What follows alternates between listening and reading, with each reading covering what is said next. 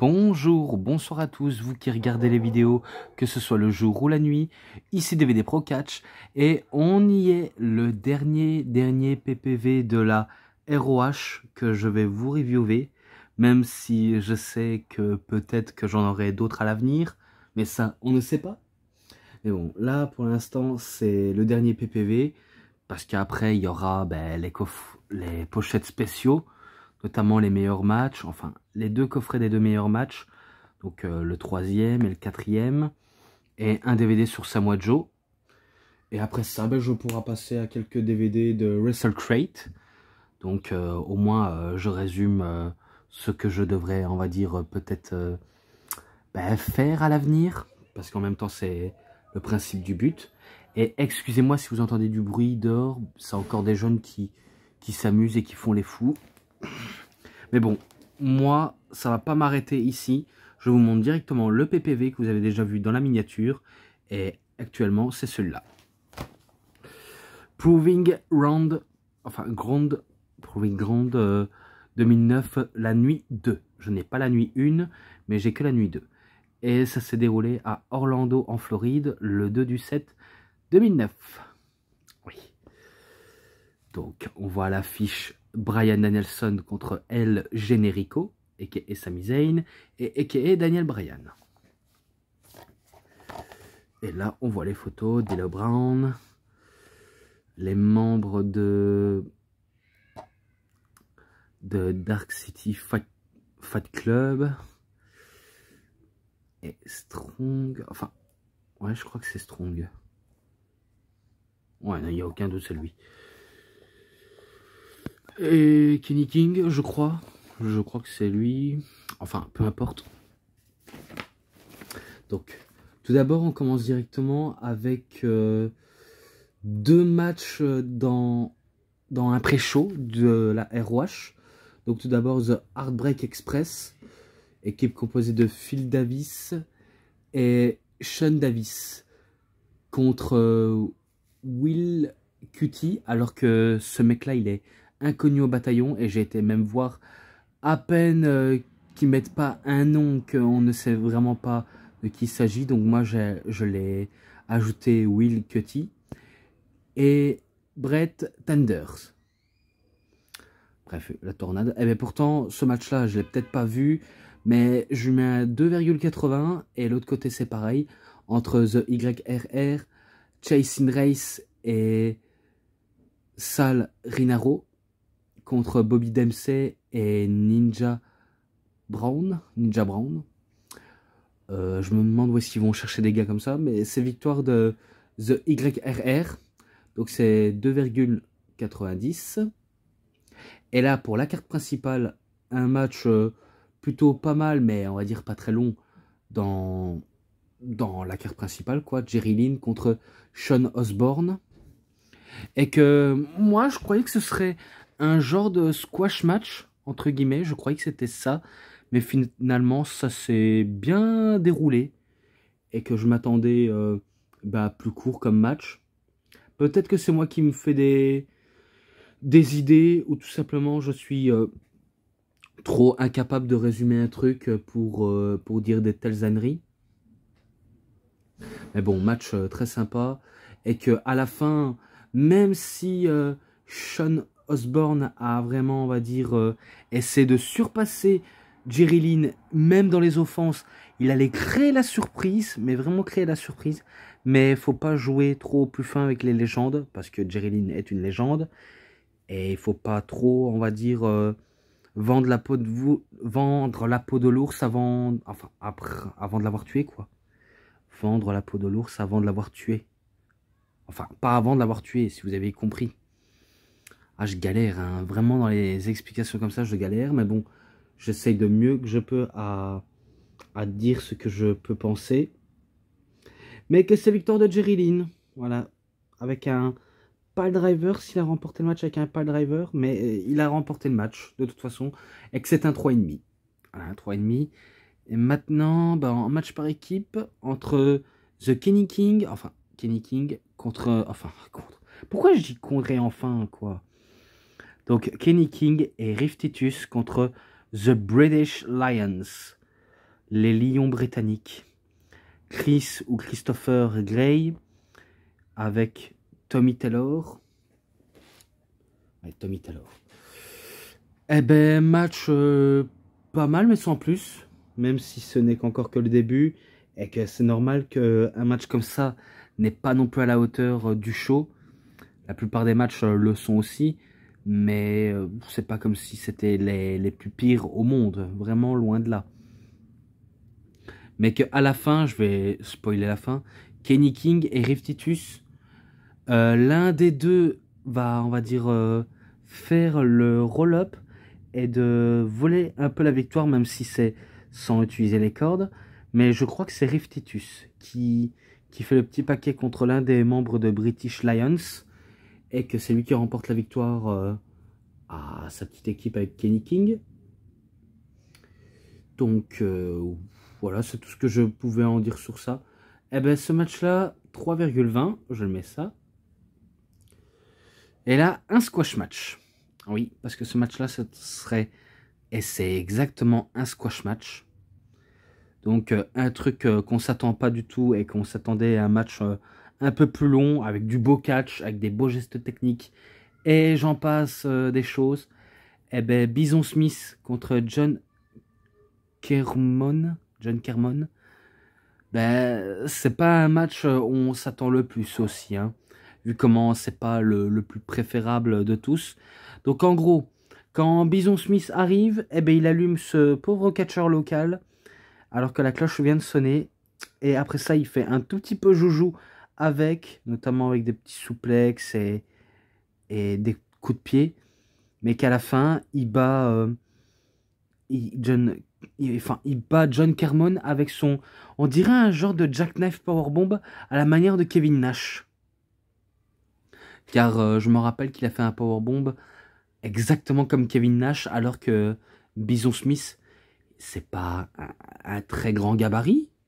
C'est plutôt, on va dire, un gabarit moyen, mais qui n'est pas très grand, c'est pas un géant. Et il se permet de faire un jackknife powerbomb alors que c'est des trucs de géant. Alors que le powerbomb, tu peux le faire soit en tombant, soit en restant sur tes pieds. Mais il y a de quoi se faire une idée de dire que non, ça ne passe pas. Donc ce match-là, très court et que c'est un squash, je lui mets un 3. Et là, un très bon match entre Kevin Steen contre Davey Richards. Un très très bon match. Là, on peut dire que le bon catch est enfin présent. Et que parmi la plupart, les deux là, ils ont été bons. Les deux là, ils ont été bons, mais pas à la hauteur du show. Celui-là, ben, vaut mieux pas s'attendre à du grand catch. C'est plutôt un squash de toute manière merdique. Et que là, c'est du bon catch. Vraiment que du bon catch. Et qu'on a eu des tonnes de prises. Vraiment que des tonnes. Que ce soit des sharpshooters, des Boston Crab, même un single leg Boston Crab à une jambe ou à deux jambes. Et il y a encore eu d'autres prises et d'autres coups comme des atémies, des kicks, etc. Et après, le côté athlétique et agile de Kevin Steen fait aussi la différence. Notamment quand il fait un moonsault, un Swanton bomb. Et que c'est impressionnant de le voir faire des manœuvres comme ça. Alors que malgré sa corpulence, il peut faire des miracles avec son catch. Hein. Vraiment, c'est pas pour déconner. Et que même si ça se jouait dans la lutte pour et la lutte contre essayer de faire avoir, eh ben, si je crois bien, à la fin, quand Davey Richards veut faire un Texas Clubholic, Kevin Steen, il galère à s'en sortir, mais il veut quand même retourner la situation en faisant un petit paquet et en maintenant le petit paquet pour éviter qu'il se dégage, et que c'est là il remporte le match. Avec un petit paquet, alors qu'il savait très bien qu'il était pris au piège par un Texas Clubholic. Et du coup, ben, c'est victoire de Steen.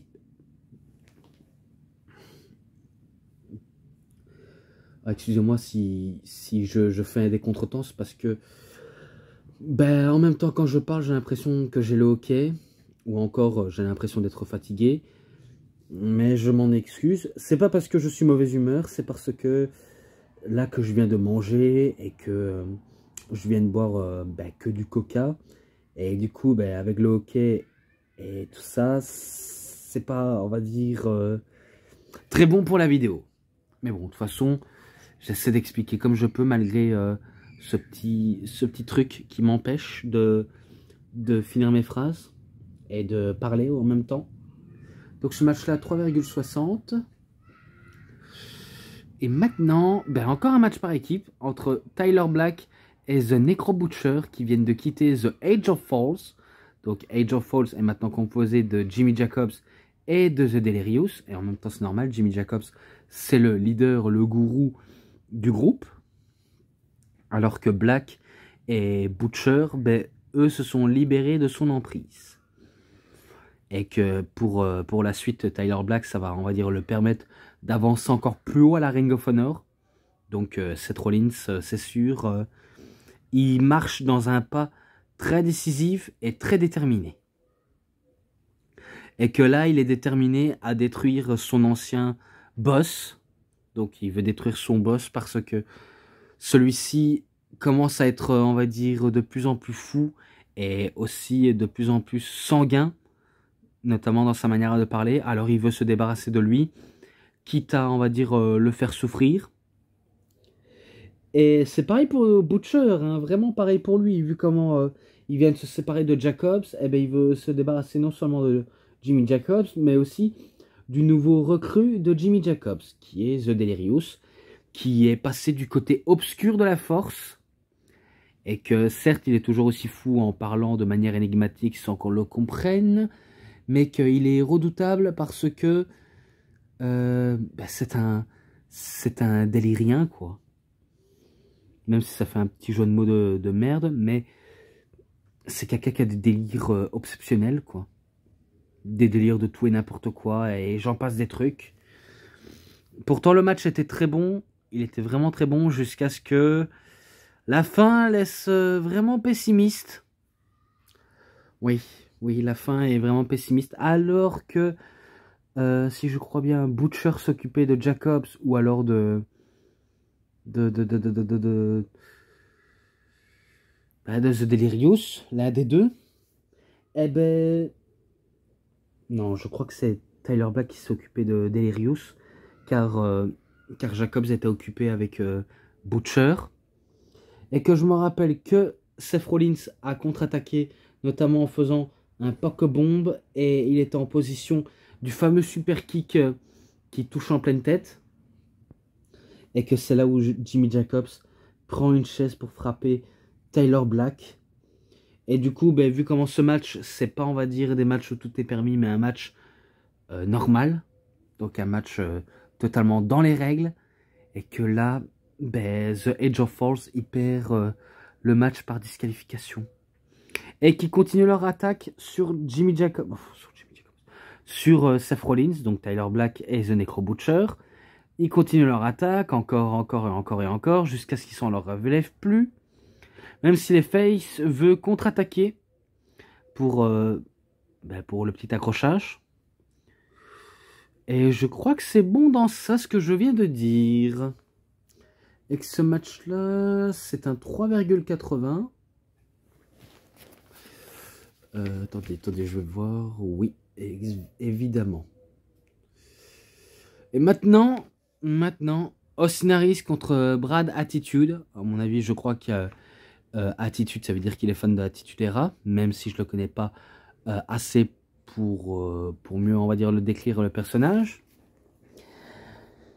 Mais encore une fois, la plupart des catcheurs comme Jerry Lynn et Austin Harris, je sais pas ce qu'ils ont avec les deux jobbers, mais on dirait qu'ils veulent un peu rendre over les deux jobbers pour qu'ils continuent d'évoluer au sein de la Ring of Honor. Et si jamais leur chance tourne, ils ont des chances de réussir dans cette structure. Alors que c'est quand même difficile de se faire un nom. Surtout dans une petite boîte. Mais que là, ils n'ont pas hésité tous les deux à mettre over les adversaires de leur soir. Et du coup, Harris, ben, il l'a mis over comme il le fallait, même si la foule sait bien qu'il va pas, on va dire, faire une longue carrière. Parce qu'à l'heure actuelle, je ne sais pas qu'est-ce qu'ils deviennent, les catcheurs comme ça. Et que Austin Harris, ben, il va un peu se moquer de Brad Attitude. Il va beaucoup se moquer aussi. Et qu'après, il va être dans le travail sérieux, notamment dans le catch plus pur et aussi plus athlétique. Et qu'à la fin, ben, Brad Attitude a voulu essayer d'écrire la surprise. Mais à mon avis, il était trop gourmand. Et pour ça, pour le faire payer de son insolence, Austin Harris vient de lui faire dégoûter un Brainbusters pour la victoire. Oui, un Brainbusters pour la victoire. Enfin, la victoire et pas la victoire. Ça veut rien dire ça. La victoire. Donc, il a visé la victoire et il repartira avec la victoire. Donc, ce match-là, 3,5. Voilà, je mets ça. Encore un match par équipe, mais cette fois-ci à 3 contre 3. Donc, un match à 6. Donc, équipe composée de Roderick Strong, Eric Stevens et Brett Albright contre The Dark City Fight Club. Donc, équipe composée de John Davis, Corey Chavis et Francisco Clatso.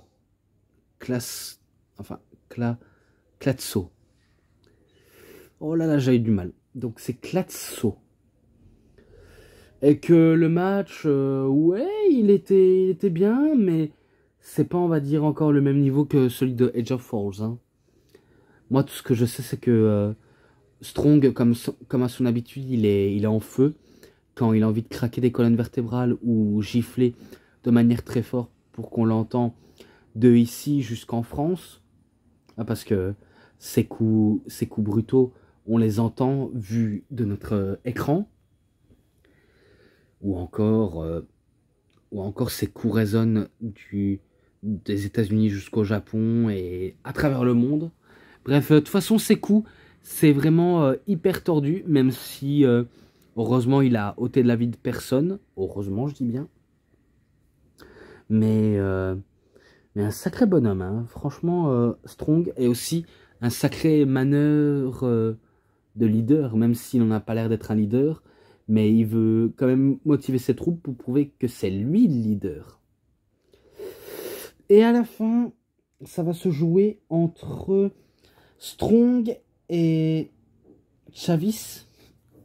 Ouais, donc Corey Chavis. Ça va se jouer entre les deux. Et que je m'en rappelle, il fait un genre de Claymore kick, mais par terre. Enfin, un kick, un running kick, quoi. Et après ça, il fait un brise abdos. Et pour terminer, il fait un single leg Boston Crab. Donc un Walls of Jericho. Donc il fait un single leg. Et il bat l'équipe The Dark City Fight Club. Avec lui, Eric Stevens et Brent Albright. Donc voilà, ce match-là, 3,40. Je le mets à 3,40. Et là, un match que je me rappelle d'avoir rigolé. Et pourtant, c'était un très bon match. Et que je pense que c'est le meilleur match de la soirée. Et là, je pèse mes mots. C'est le meilleur match de la soirée. Donc, vous avez bien compris. El Generico contre Bryan Danielson. Pendant l'entrée, on fait les chants olé pour El Generico. Et quand c'est l'entrée de Danielson, ils sont en train de chantonner, enfin, ils sont en train de chanter la musique de Bryan Danielson sous le nom de Final Countdown, le titre composé par Europe. Et du coup, ben, la foule est totalement à fond dans l'entrée, comme à fond sur le ring, car je me rappelle que c'était du 50-50 entre Bryan Danielson et El Generico. Ça chantait Olé, ça chantait Best in the World, ça chantait ROH, donc ROH, parce que je ne l'ai pas dit dans les récentes vidéos, mais dans chaque vidéo et dans chaque pay-per-view que je vois ça, la plupart j'oublie vraiment de dire, ils sont en train de chanter ROH, ROH, ROH, pour prouver leur amour au sein du produit, alors que je le mets pas toujours en pratique. Mais là, quand tu as en face deux meilleurs catcheurs, on s'attend à du beau catch. Au début, ça a commencé gentiment, cleanement, dans la bonne humeur, dans la rigolade, et que El Generico fait un câlin à Danielson, et que après, oh là là, et que Danielson essaie de dire quelque chose en espagnol, même si on sait que El Generico et Sami Zayn n'est pas espagnol, c'est juste qu'il est masqué. Et peut-être qu'il a appris l'espagnol. Normalement, c'est fort possible. Il a appris à parler anglais, comme le français. Peut-être l'allemand. Et l'espagnol, normalement, c'est possible qu'il comprend fort l'espagnol. Donc, il essaie de le dire un truc. J'ai pas, on va dire, bien compris ce qu'il a dit, si ce n'est que je crois qu'il lui a dit salut amigo, ou alors c'est parti, on y va, je crois. Mais je ne sais pas. Et du coup, ça a été que du fun, que du rire, et que ça a commencé par de la technique, toujours par de la technique, et travail au sol, de la part de l'un des deux, mais sauf que c'est Danielson qui aura toujours, mais toujours le dernier mot, parce que on n'en perd pas facilement un meilleur catcheur au monde. Il faut être timbré pour enterrer comme ça de manière directoire. Et à la fin, alors qu'ils ont fait un très bon taf, après avoir rigolé de tout et de rien, et que là, ils passent à la vitesse supérieure en train de faire du bon catch, et c'est là où un certain Bison Smith qui arrive, on ne sait pas pour qui, peut-être pour Danielson ou pour El Generico. Eh El Generico, il allume, et pareil pour Danielson, il allume Bison Smith, et jusqu'à ce que maintenant, il reste plus que Danielson et El Generico, mais c'est là où il fait un Yakuza Kick, El Generico, et il fait son fameux Brainbusters du haut de la troisième corde au niveau du coin de ring, donc dans les turnbuckles. Et du coup, il fait un Brainbusters pour la victoire. Donc il remporte le match, mais à la fin, il se fait attaquer par Bison Smith, et que c'est Danielson qui va prendre tout pour son grade. Il va se faire allumer jusqu'à se recevoir un Jackknife Powerbomb. Et que après ça, le gars, il quitte les vestiaires. Et El Generico, en bon gagnant et en bon super-héros qu'il est, il est là pour sauver Danielson, pour éviter qu'il soit trop amoché. Mais malheureusement, il aura tout fait. Il s'est fait quand même amocher par un Jackknife Powerbomb. Mais au moins, il a su l'aider à le remettre sur pied. Et après, il célèbre avec le public. Et ça s'arrête dans ces cas-là dans le match. Donc ce match-là, il était très bon. C'est un 4,60. D'office, je le mets ça. Et là, le main event pour le titre du monde de la ROH. Entre Nigel McGuinness contre D'Lo Brown. Parce que oui, D'Lo Brown, il a été partout. À la WWE, WCW, ECW, All Japan Pro Wrestling. Et peut-être même récemment à la MLW, Impact. Et dans d'autres promotions qu'il est passé. Donc, D'Lo Brown a catché partout. Et qu'il affronte le champion en titre. Qui, on va dire, est prétentieux à Spock. Et qu'il est, on va dire, intraitable. Et que personne ne peut l'atteindre. Et que pour l'instant, D'Lo Brown et la plupart des catcheurs ne sont loin d'être légitimes. Alors que la légitimité, ça peut compter de temps en temps. Mais des prises, parce que j'essaie de réfléchir à ce qu'il disait, ce qu'il faisait. Je me rappelle que McGuinness tentait à chaque fois de teaser le London Tower, enfin le Tower London, la tour de Londres, ou encore les multiples boomerang clothesline et d'autres prises à gogo, mais D'Lo Brown y répond, et même au niveau de la deuxième corde, quand il a fait un Spinebuster sur Nigel McGuinness. J'ai cru que McGuinness était tombé mal sur le coccyx et qu'il l'a juste lâché à la dernière minute. Et que peut-être que ça peut arriver que McGuinness n'a pas été prêt pour ce genre de réception. Mais après ça, il rattrape le match. Il rattrape vraiment. Sans le vouloir, il se fait cogner par D'Lo Brown. Et quand il tombe par terre, eh ben, bizarrement, son pied alors qu'il est par terre, eh ben, il donne un coup de pied par accident dans les boules de D'Lo Brown. Et à la fin de ça, il fait un boomerang lariat pour la victoire. Donc il bat D'Lo Brown. Et ce match-là, 4,10. Rien d'autre à dire, c'est un 4,10. Et maintenant, je peux conclure ce DVD-là. Donc, les matchs, segments promo et l'ensemble, parce qu'il n'y a pas de bonus. 4,40. Je sais, c'est les mêmes chiffres comme chaque fois que je review un DVD. Mais bon, j'ai voulu augmenter la note pour un résultat plus que positif.